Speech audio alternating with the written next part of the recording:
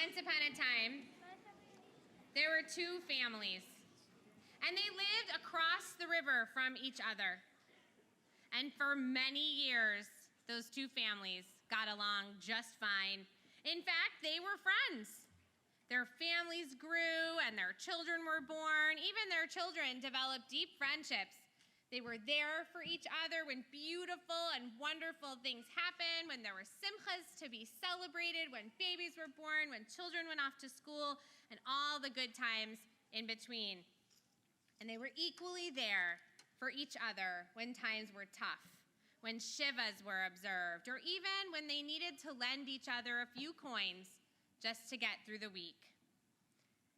But along the way, the families on either side of the river started to bicker.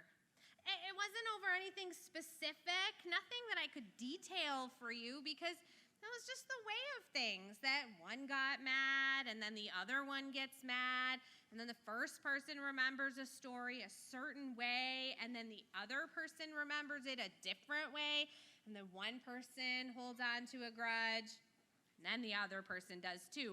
And it got to a point where they weren't even speaking to each other at all.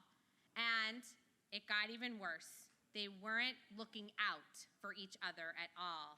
And even sometimes they were trying to make life a little more difficult for the other. Then eventually, one of them decided, enough is enough. And they hired a worker to come and build a wall. A wall that would separate the two houses and the two families so they would never need to see each other at all, because that is how bad it had gotten. So the worker came in, and he heard all the details of what was wanted, and because it had gotten so bad, he also heard all the details of why. "I'll be happy to help," the worker said. But then he found out that he would be working alone, that the one who had hired him would be away for a few days, and the worker was really glad. He worked for several days. When the family who had hired him came back, they were furious at what they saw, because guess what? The worker hadn't built a wall, not a division between the two houses at all, but instead, he had built a bridge. A big, beautiful, simple, and, well, it was quite a nice bridge. And just when the one that had asked for the wall to be built went to go look for the worker, to yell at him, to shout at him, to complain about this terrible thing, the other family came walking over the bridge. And with a hand held out, the head of the family said, "I couldn't for the life of me figure out what was being built here. In some ways," he said it a little bit sheepishly, "I kind of was hoping it would be a wall to separate us, but no." He said, "You've gone and built a bridge to bring us back together, like where we were before, like a new beginning.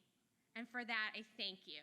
And I, too, will do whatever it takes to bring us back together again." Sometimes what we're intending and what happens are not the same. But sometimes what we're intending and what happens can be for the good. On Yom Kippur, we are trying to build the bridges that help us to take the first steps toward being friends again, toward forgiving ourselves, and toward forgiving others, and to making the world a much better